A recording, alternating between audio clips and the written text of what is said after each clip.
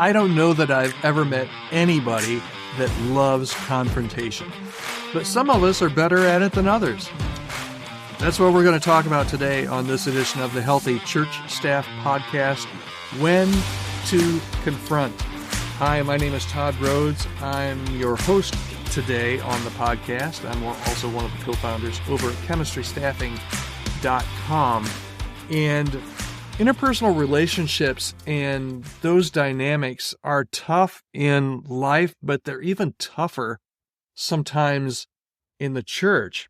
And here's why: because any kind of a disagreement or any kind of a conflict inside the church setting, particularly if you're on a church staff, can automatically feel like a threat, not only to you personally, but also a threat to the church's unity and harmony. And often, if we're not careful, there's a pressure to try to preserve that harmony by avoiding any confrontation or any disagreement or conflict. And sometimes that's just not a good thing. So let's start with some definitions. I think there's a difference between a disagreement and a conflict. Here's how I put it. A disagreement is a difference of opinion. Disagreements are often minor. They're just, you think one way and I think another, and sometimes we just agree to disagree. You've heard that phrase before. So that's disagreements. Conflicts are a little bit more serious. They're seriousness and some incompatibility that has involved some escalated emotions and tensions and miscommunications. I think we all innately know the difference between a disagreement and a conflict, but I think it's always good to have that definition. A disagreement can definitely lead to a conflict if it's not resolved in a timely manner, but not every disagreement is a conflict. Not everyone is, but every conflict starts with a disagreement.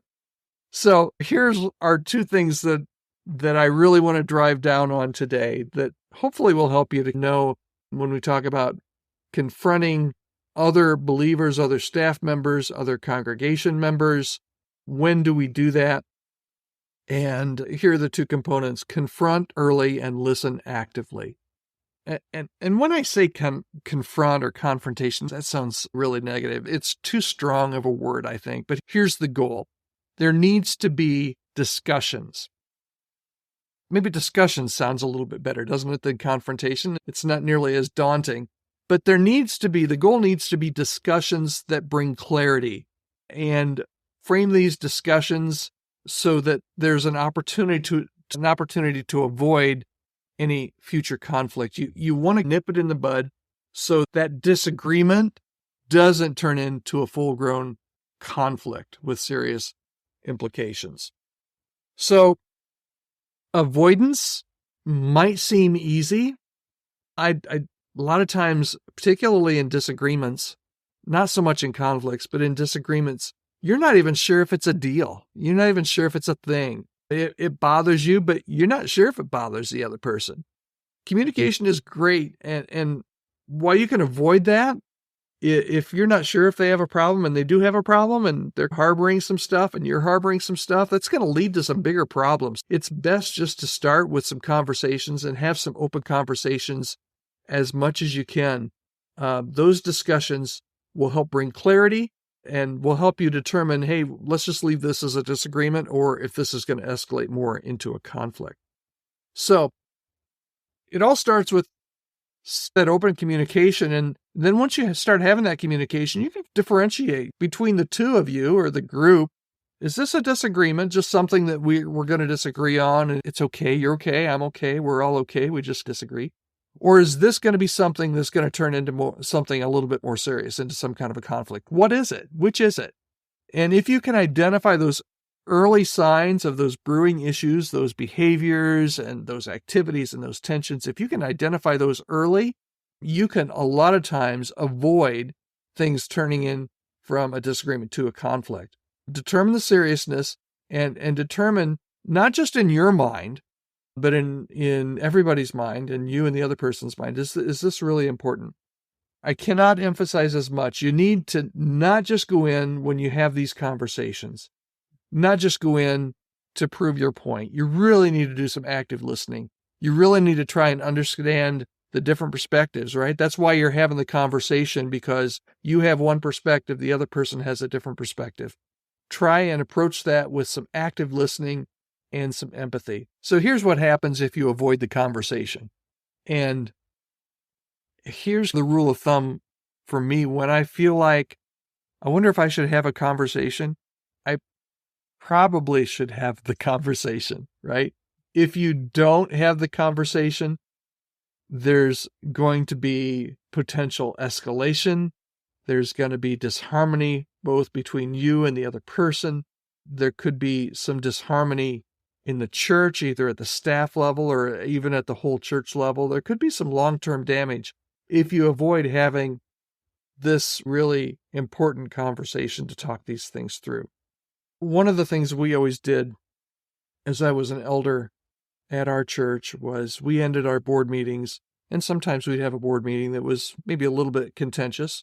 Maybe there was some disagreements that could have turned into conflicts, but we always tried to end our board meetings with, right before we closed in prayer, we would look at each other. Everyone would look at each other and say, is everyone good? Is there anything that we need to discuss? Is there anything that we need to clear the air on so that we can leave here and not feel like we have to worry about anything that was said here turning not just into a disagreement, but turning into an argument? And if there were, at least we could get them out on the table so that we could, so that everyone in the room was aware that there were some issues and some disagreements that we needed to work at.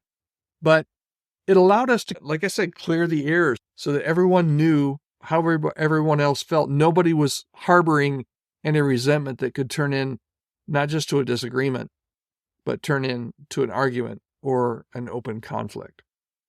So here's how I would leave this today. Should you confront?